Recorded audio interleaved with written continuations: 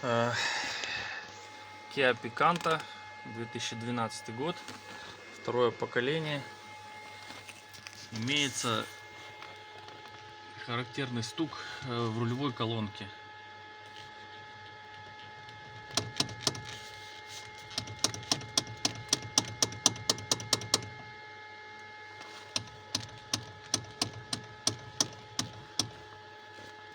Будем искать, в чем причина.